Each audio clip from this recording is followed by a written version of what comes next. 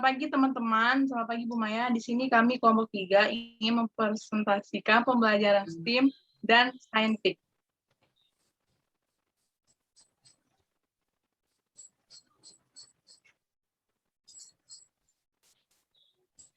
Nama aku anggotanya enggak? Coy.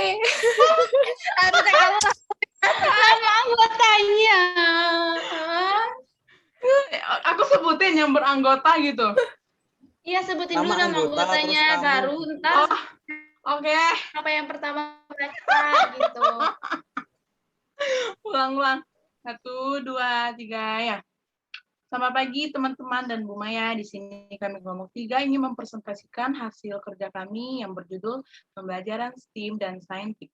Yang bernama anggotanya yang pertama Alexandra Priska Widianingsi, yang kedua Clara Aurelia Nanda Pratama, yang ketiga Dominikus, yang keempat Gabrielia Lisandra, yang kelima Mia Oktaviani Sihotang, yang keenam Berani Rosmita Putriwan.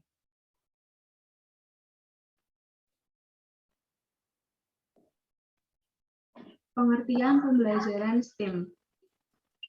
Pengertian pembelajaran STEM adalah pendekatan pembelajaran interdisipliner inovatif yang mengintegrasikan ilmu pengetahuan alam, teknologi, teknik, seni, dan matematika.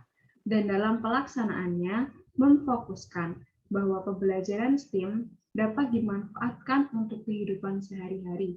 Salah satunya dapat dimanfaatkan untuk memecahkan masalah di kehidupan sehari-hari.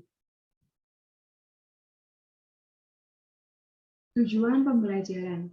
Tujuan pembelajaran STEM yang pertama, melibatkan semua gender dalam pembelajaran untuk mengasah keterampilan STEM dan menekuni bidang tertentu. Yang kedua, mengasah tingkat literasi STEM bagi siswa.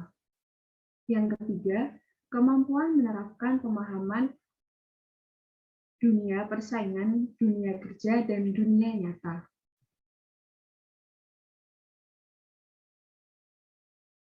Fungsi dari pembelajaran STEM.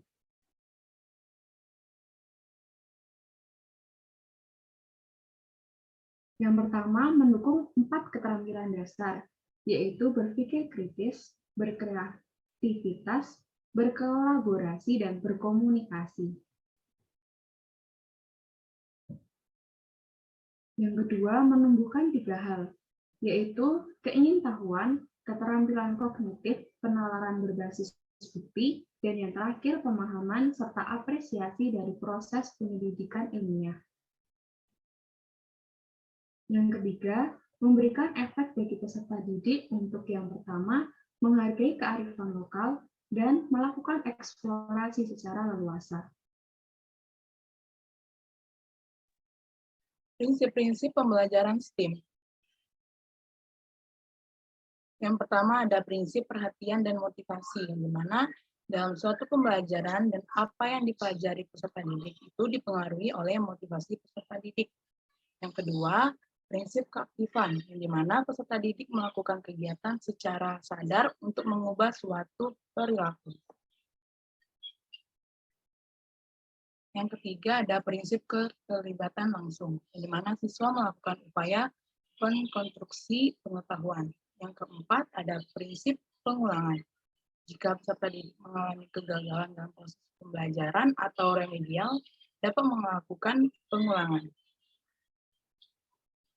Yang kelima ada prinsip tantangan, yang dimana pelajaran yang menantang membuat peserta didik itu akan tertantang untuk mempelajarinya. Yang keenam, prinsip balikan dan penguatan, yang dimana pemberian respon yang positif secara ulang dapat memperkuat tindakan peserta didik, sedangkan respon negatif memperlemah peserta didik.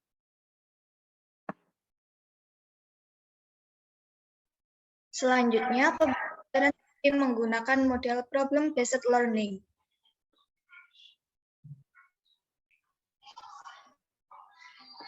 Pengertian problem-based learning. Problem-based learning atau pembelajaran berbasis masalah adalah model pembelajaran yang menantang peserta didik untuk bagaimana belajar dan bekerja dalam kelompok untuk mencari solusi dari permasalahan dunia nyata. Langkah-langkah model problem-based learning.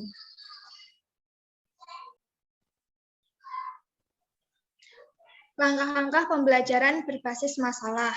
Fase 1, orientasi peserta didik kepada masalah. Artinya, pendidik dapat menghubungkan tujuan pembelajaran yang akan dicapai dengan tujuan pembelajaran yang lalu dan membuat orientasi siswa pada masalah yang lebih penting dan menantang untuk diselesaikan. Fase 2, mengorganisasikan peserta didik. Dalam hal ini, pendidik membantu peserta didik untuk mendefinisikan dan mengorganisasikan tugas belajar yang berhubungan dengan masalah tersebut atau menetapkan topik dan tugas.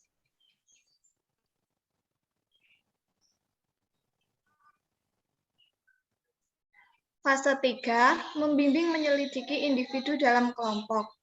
Dalam hal ini, pendidik berperan sebagai fasilitator yang mendukung peserta didik menemukan solusi dari cara-cara yang teknologis, berpikir kritis, dan menggunakan kreativitas.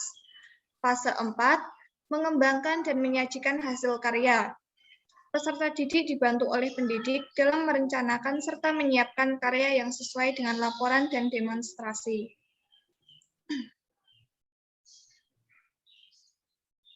Fase kelima, menganalisis dan mengevaluasi proses pemecahan masalah. Dalam hal ini, pendidik membantu peserta didik untuk melakukan evaluasi terhadap penyelidikan mereka dan proses-proses yang akan digunakan. Problem-based learning dapat diterapkan untuk mencapai kompetensi dasar dari segi pengetahuan, keterampilan, dan sikap. Sistem sosial. Sistem sosial dari problem-based learning bersifat kooperatif, artinya peserta didik bekerja sama dengan teman dalam sebuah tim atau kelompok untuk mendiskusikan masalah yang diberikan pada saat pembelajaran.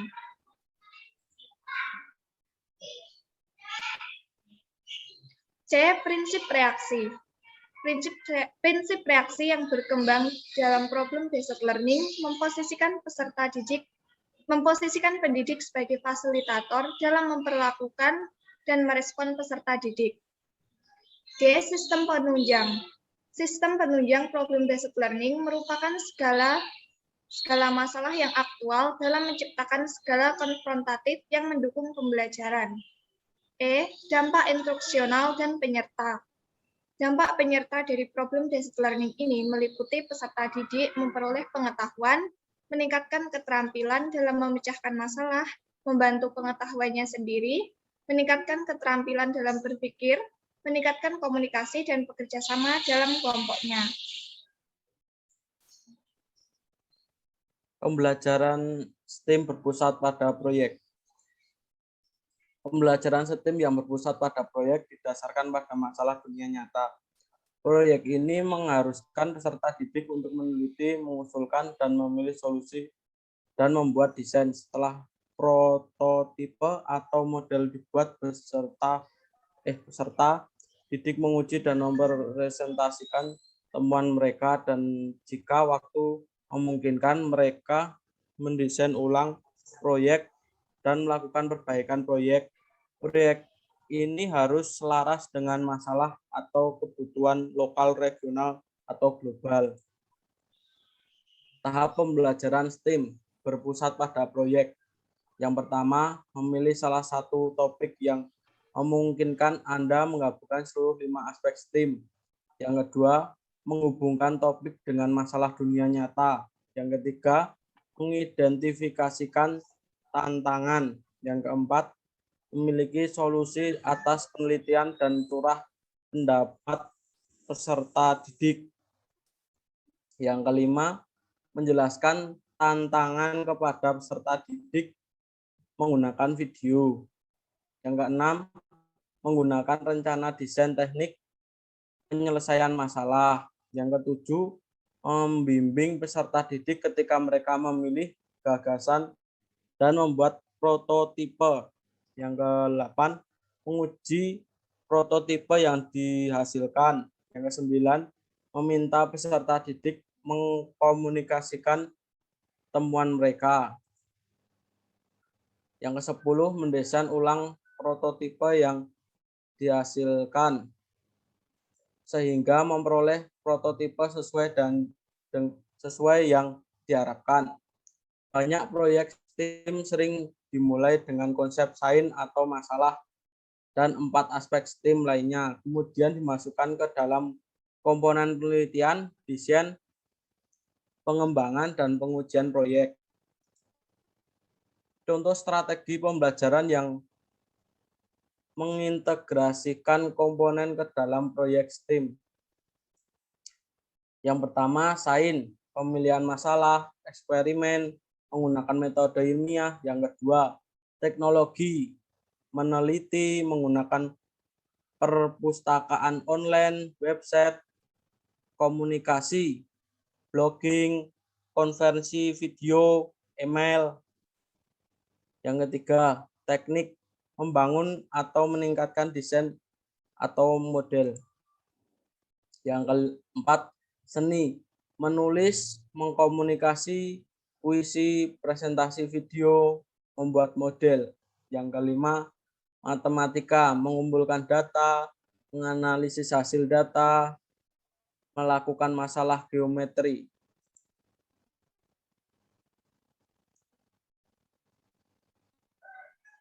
Selanjutnya yaitu tantangan pembelajaran STEAM. 1. Perbedaan pendekatan atau cara menerapkan pembelajaran STEAM, yaitu yang pertama, pendekatan silo, guru memberikan materi kepada siswa dan membimbing menguasai pengetahuan di bidang tertentu, dan tidak diizinkan mengeksplor pengetahuan dengan cara mereka sendiri. Yang kedua, pendekatan tertanam, yaitu menghubungkan materi utama dengan materi lain yang tidak utama atau tertanam. Yang ketiga, pendekatan terpadu, upaya untuk memperbaiki kualitas pendidikan, terutama dalam rangka mengimbangi proses pembelajaran yang dilaksanakan di sekolah dasar. Yang kedua, kurangnya standar yang jelas. Tidak ada standar yang membuat sekolah hanya berfokus pada topik yang berbeda dan membuat guru jadi tidak memberikan materi secara penuh akibat kurikulum yang selalu berbeda. Yang ketiga, kurang menghargai mata pelajaran seperti musik, sastra, bahasa, dan lain-lain. Yang keempat, kurang tersedianya laboratorium di setiap sekolah yang pendidikan STEAM. 5. Kurangnya ketersediaan guru yang berkualitas.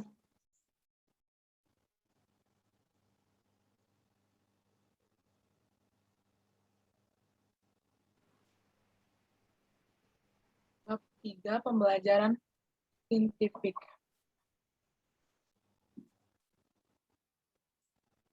Pengertian pembelajaran saintifik. Pembelajaran saintifik adalah proses pembelajaran yang dirancang sedemikian rupa agar peserta didik secara aktif mengkonstruksi konsep, hukum atau prinsip melalui tahapan-tahapan mengamati untuk mengidentifikasi atau menemukan masalah, merumuskan atau mengajukan hipotesis, mengumpulkan data dengan berbagai teknik, menganalisis data, menarik kesimpulan, dengan mengkonsumsikan konsep, hukum, atau prinsip yang ditemukan.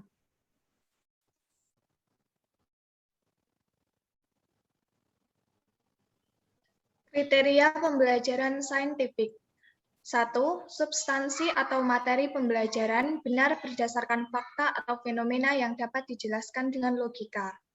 2. Penjelasan guru, respon peserta didik dan interaksi guru peserta terbebas dari prasangka serta-merta atau penalaran yang menyimpang dari alur berpikir logis. 3. Mendorong dan menginspirasi peserta didik berpikir secara kritis. 4. Mendorong dan menginspirasi peserta didik mampu berpikir hipotetik. 5. Mendorong dan menginspirasi peserta didik dalam memahami, menerapkan, dan mengembangkan pola pikir. 6. Berbasis pada konsep, teori, dan fakta empiris. 7. Tujuan pembelajaran dirumuskan secara sederhana, jelas, dan menarik.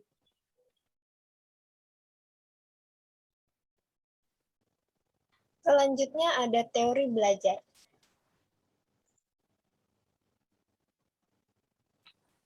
Yang pertama ada teori Brunner. Individu hanya belajar dan mengembangkan pikirannya apabila ia menggunakan pikirannya. Dengan melakukan proses-proses kognitif dalam proses penemuannya, siswa akan memperoleh sensasi dan kepuasan intelektual yang merupakan suatu penghargaan intrinsik. Satu-satunya cara agar seseorang dapat mempelajari teknik-teknik dalam melakukan penemuan-penemuannya adalah ia memiliki kesempatan untuk melakukan penemuan tersebut. Dengan melakukan penemuan, maka akan memperkuat retensi ingatan. Selanjutnya, teori Piaget. Belajar berkaitan dengan pembentukan dan perkembangan skema atau jamak skemata. Skema adalah suatu struktur mental atau struktur kognitif yang dengannya seseorang secara intelektual beradaptasi dan mengkoordinasi lingkungan sekitarnya. Berikutnya teori Vygotsky. Pembelajaran terjadi apabila peserta didik bekerja atau belajar menangani tugas-tugas yang belum dipelajari, namun tugas-tugas itu masih berada dalam jangkauan kemampuan atau tugas itu berada dalam zone of proximal development. Daerah terletak antara tingkat perkembangan anak saat ini yang didefinisikan sebagai kemampuan pemecah masalah di bawah bimbingan orang dewasa atau teman sebaya yang lebih mampu. Yang berikutnya, karakteristik pembelajaran saintifik. Pembelajaran dengan pendekatan pembelajaran saintifik memiliki karakteristik sebagai berikut. Materi pembelajaran berbasis pada fakta atau fenomena yang dapat dijelaskan dengan logika atau penalaran tertentu, bukan sebatas kira-kira, khayalan, legenda, atau dongeng semata. 2. Penjelasan guru, respon siswa, dan interaksi edukatif guru-siswa. Terbebas dari prasangka yang serta-merta, pemikiran subjektif, atau penalaran yang menyimpang dari alur berpikir logis. Mendorong dan menginspirasi siswa berpikir secara kritis, analisis, dan tepat dalam mengidentifikasi, memahami, memecahkan masalah, dan mengaplikasikan materi pembelajaran.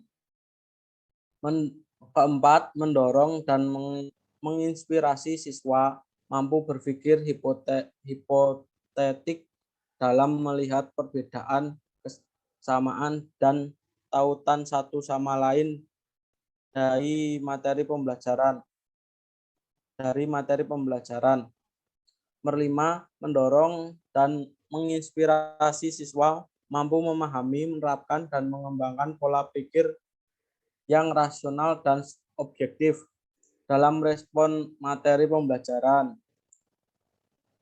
Yang keenam, berbasis pada konsep, teori, dan fakta empiris yang dapat dipertanggungjawabkan.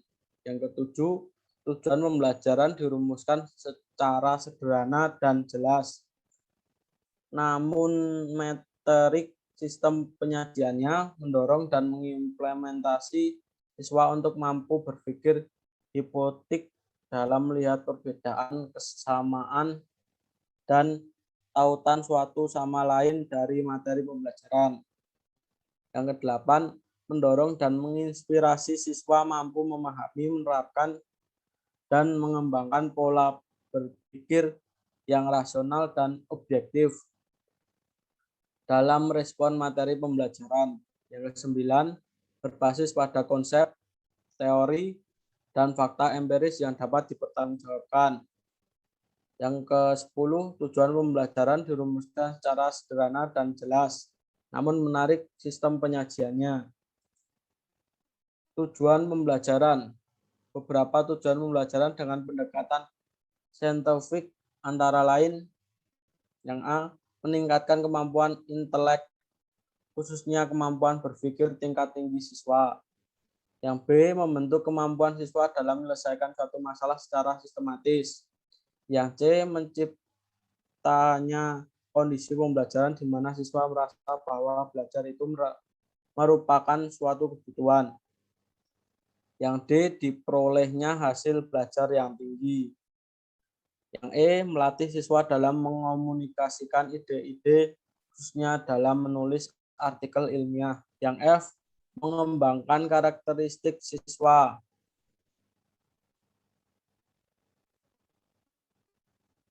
Langkah-langkah pembelajaran. Proses pembelajaran saintifik menyentuh 3 ranah, yaitu yang pertama, ranah sikap mengamati transformasi substansi atau materi ajar agar peserta didik tahu mengapa.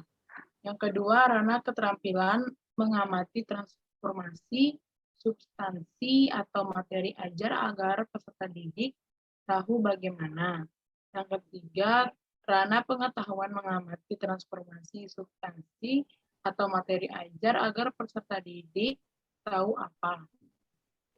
Yang keempat, hasil karya adalah peningkatan dan keseimbangan antara kemampuan untuk menjadi manusia yang baik atau soft skill dan manusia yang memiliki kecakapan dan pengetahuan untuk hidup secara layak atau hard skill dari peserta didik yang meliputi aspek kompetensi sikap, pengetahuan, dan keterampilan.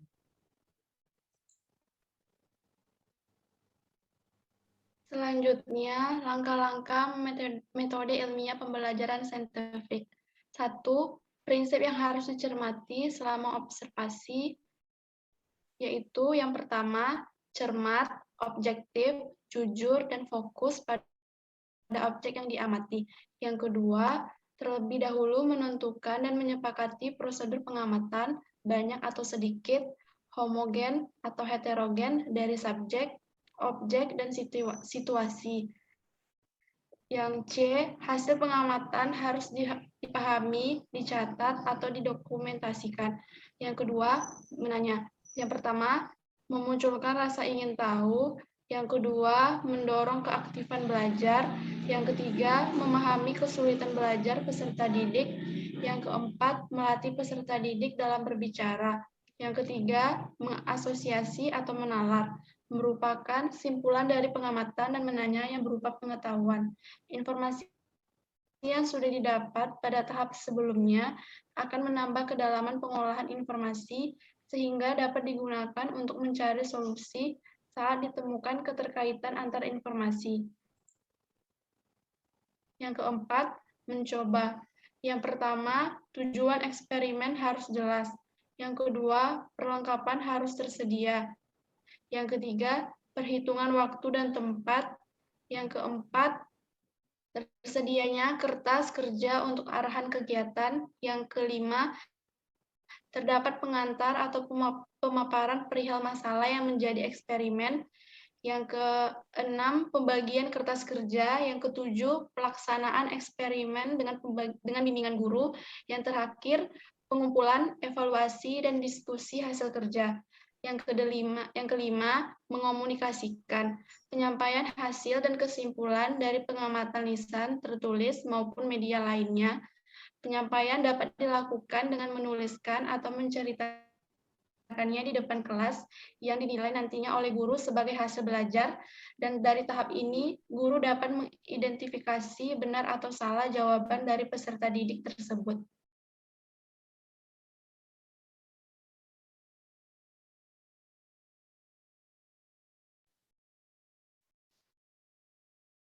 Sekian presentasi dari kelompok kami. Terima kasih.